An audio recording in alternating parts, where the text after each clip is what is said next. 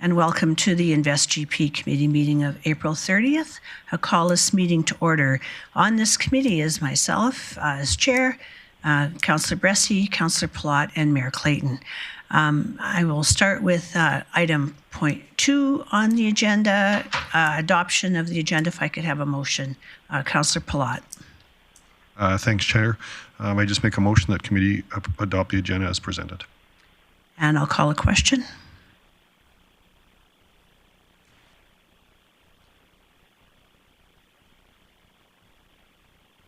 That motion does carry. We'll move on to 4.1, Service Area Update. Chief McEachern.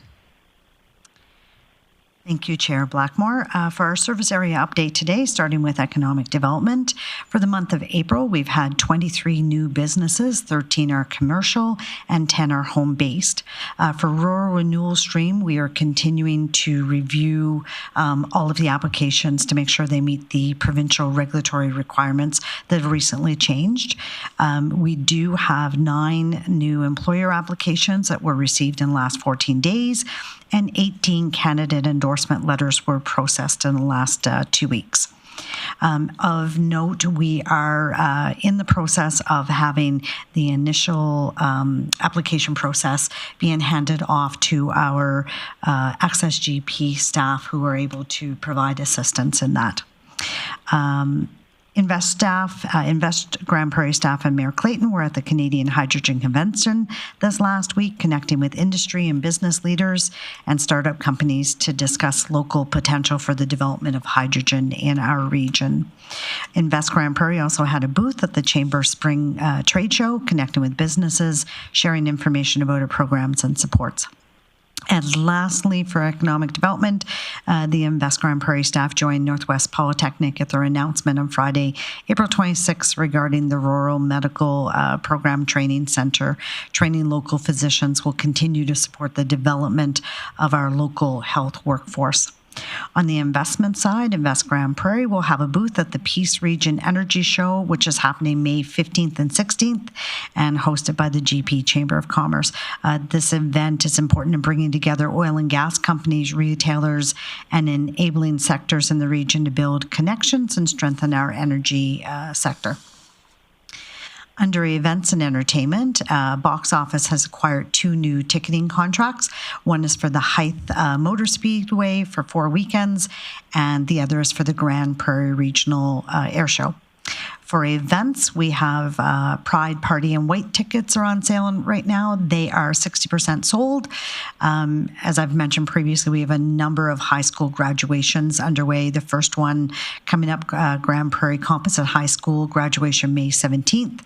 We also have Mini Pop Kids in the Bowes on May 24th, Dinosaur World Live in the Bowes on May 26th, Stampede Bust Out May 28th, the Pride Society annual event May 31st, Rainbow Bright Teen Dance, and the June 1st, the Party in White. Queen Tribute is also in the Bowes on June 3rd. And then on graduations, on the graduation front again, we have John Paul II High School and St. Joseph's High School on June 6th and 7th. Grand Gathering Gala on June 15th. Charles Spencer High School graduation June 26th, and lastly, Canada Day celebrations on July 1st. And with that, I can take any questions. Looking around the committee, I don't see any hands flying up, so I think that you are off the hook for that. Would you like to introduce 4.2, the Bowes Utilization Report?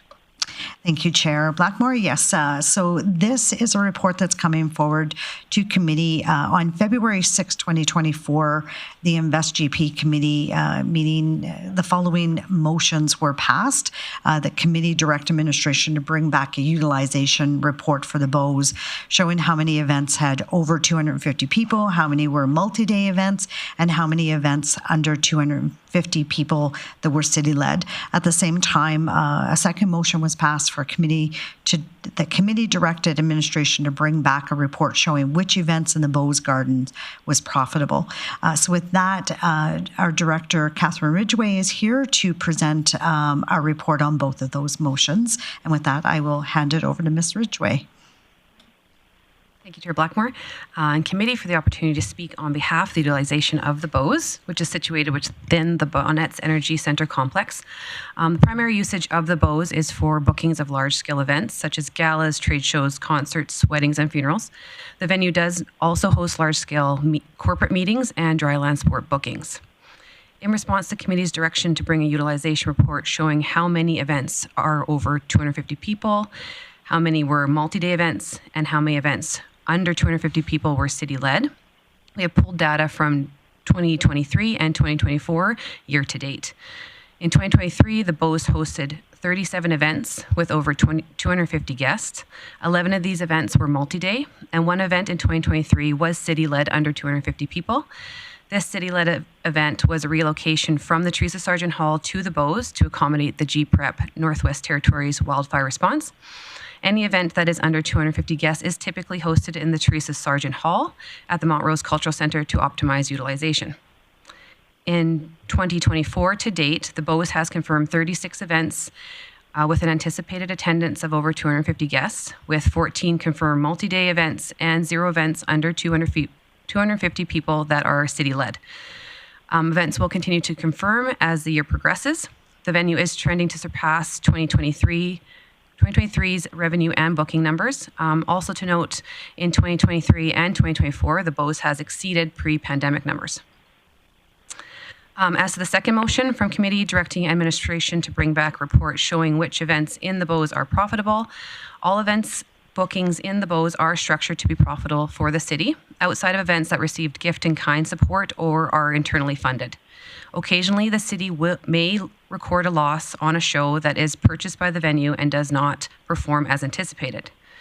It is worth noting that major concert events in the arena also utilize the Bowes for VIP experiences, merchandise sales, and storage, contributing to the overall utilization data of the Bowes that is reported.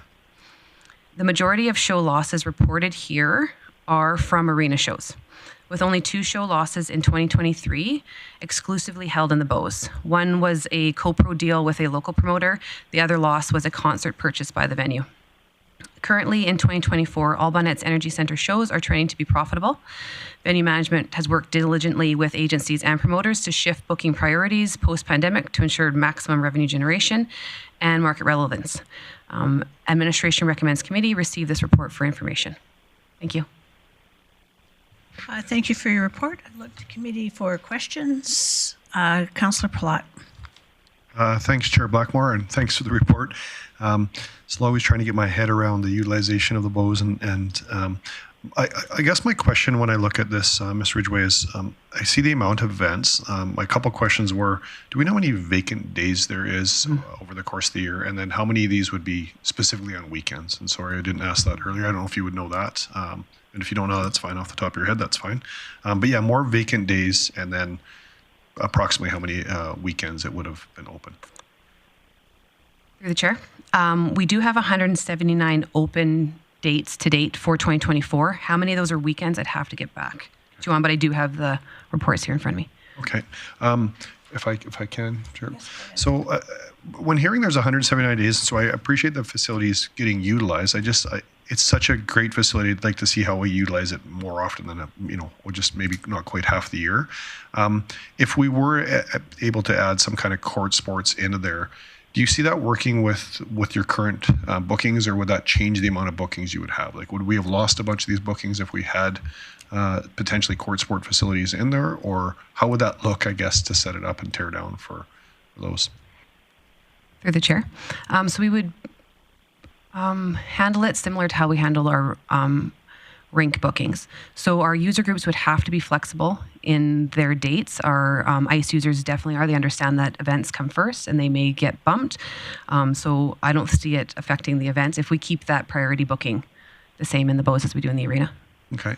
And I'm not sure if this is something you'd be able to tell, but I'm just kind of wondering, for consistency for user groups, could we offer a Tuesday to Thursday? Like, is there, I know that there needs to be flexibility. I just also, if we want to see utilization from sports groups, they kind of need to know their schedule for that for a certain period of time. So do you have any suggestions on what that would look like if we wanted to try to utilize allowing a volleyball or a pickleball to have specific times, how we could work that into the schedule?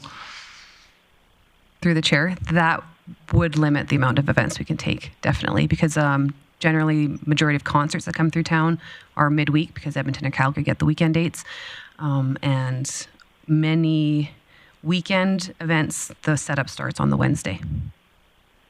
Okay. But we would take direction from council on which way you'd like to go. Okay, I have other questions, but I'll hop on the queue. Thanks. Councillor Bressy. I'm kind of curious, how far out when you've got these events, especially ones that are setting up midweek, how far out would you know those events are coming? Through the chair, typically 6 months at the latest. We do have quite a few instances, especially this year, of funerals coming up last minute. So it's nice that we can accommodate those large funerals when they come up, but typically 6 months would be the last minute. And how long does a funeral typically require the building for? Typically 2 days. Yeah, a setup day and then a tear down. And is there anywhere else in town that can accommodate that size of funeral, or do you think you're it?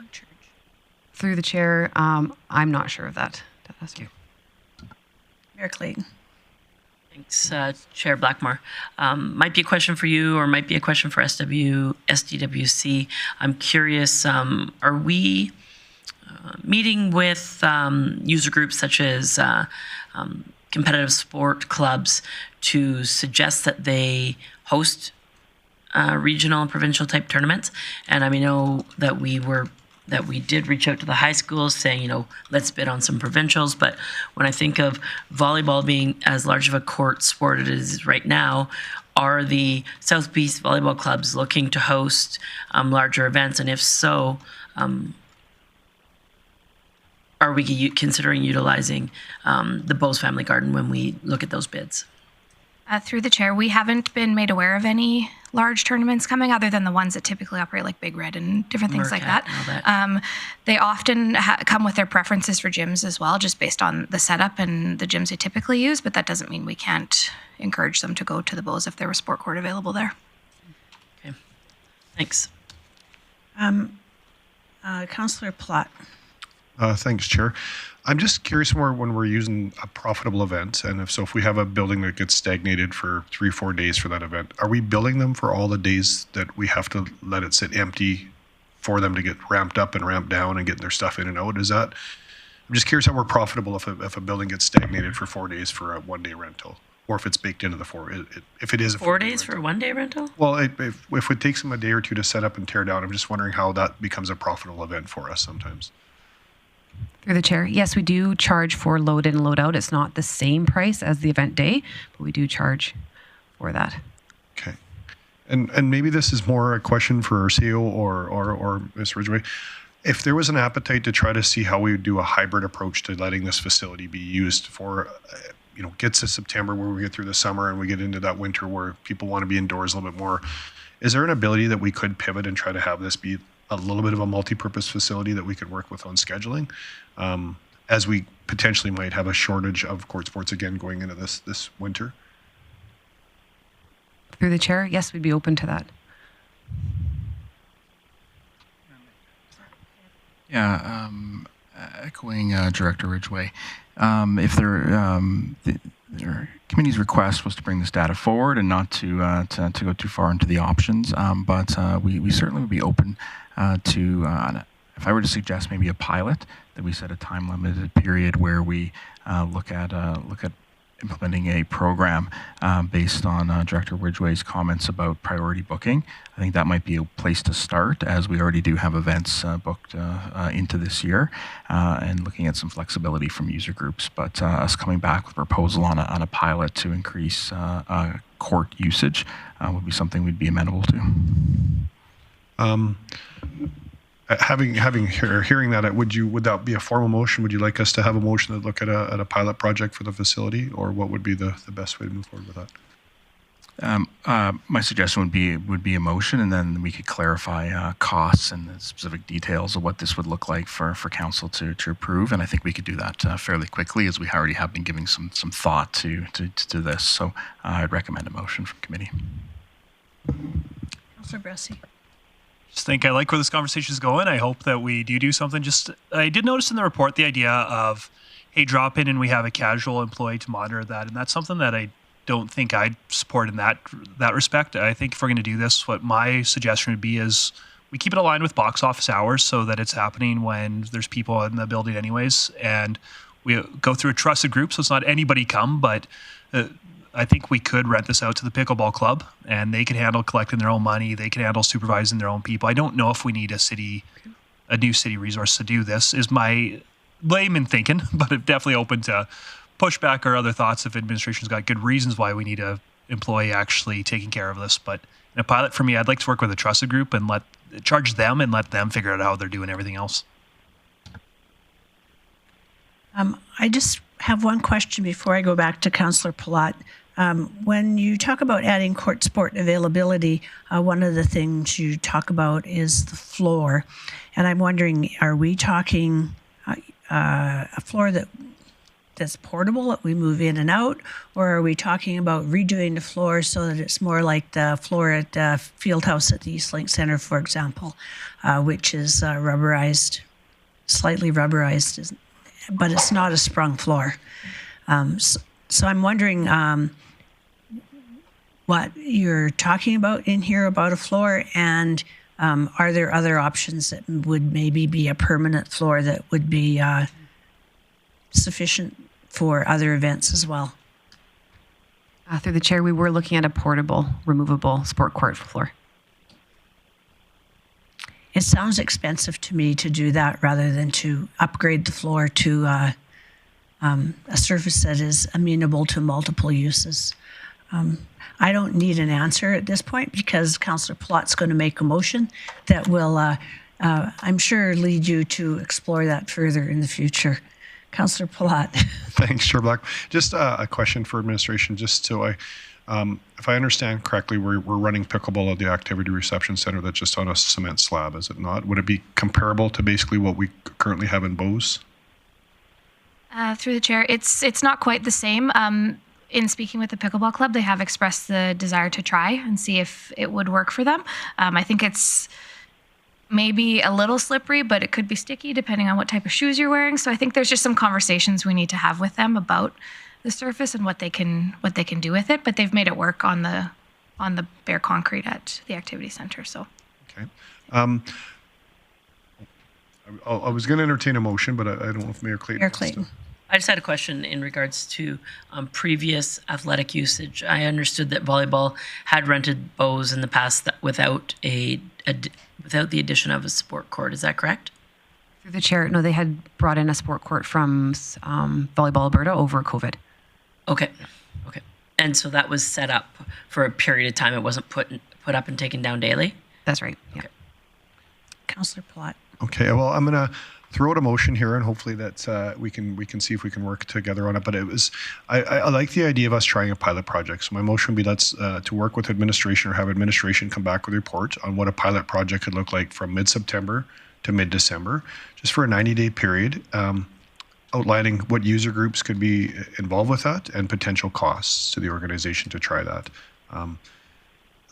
My feeling on this, and if I'm just speaking to that, I don't think we can afford, or at this point would want to probably go in and try to put in floor facilities and everything to make it work. I think we see if user groups can make it work. If the utilization's there, then I'm all in support of us having another conversation at some point saying, what is it going to cost us as a capital cost to get it set up permanently? But I am speculating that user groups are going to show up and use it. And if they're not, I don't really want to see us spend a bunch of money till we know. So I'm not sure if that gives administration enough information or too much. Councillor, sorry, you're really taking a pay cut today. I don't know what to tell you. Thanks, Chair Blackmore. If I could just offer a suggestion, I appreciate the pilot and putting a time frame around it. If maybe we could just take out the dates and we come back with some dates. And the reason I'm suggesting that is we might be able to do this sooner. There might be some advantages in we'll make efforts to utilize the facility. So we'd like to come back with a proposal that is time limited, but not with those specific time frame, with the intent that maybe we could be sooner. Okay, so just so I understand that, CEO, I appreciate that.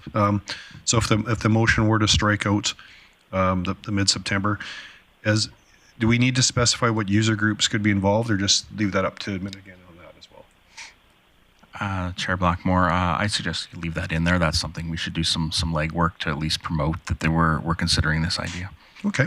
No, I'm happy with the motion how it is there now. If that gives administration enough to go away with and come back. I feel bad we keep coming back with reports on Bowes, and I think for me it's just trying to utilize this amazing facility as much as we can to drive more, as much traffic as we can to downtown corridor.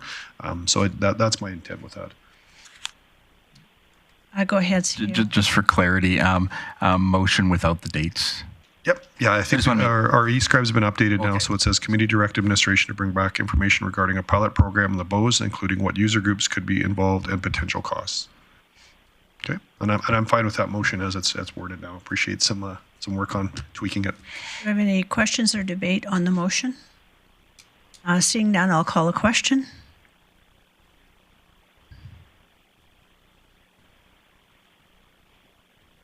And that does carry. So thank you very much, ladies. And we will move back to Chief McEachern for our outstanding items list. Thank you, Chair Blackmore. For the outstanding items list, 1308 and 1309, in regards to the report just presented on Bowes, can be removed, and with the remainder of the items are accurate as stated. Thank you, and I'd look for a motion to adopt. Councillor Bressie? Yeah, I would move we adopt as agended. Adopt the outstanding items list as amended. I'll call a question for that.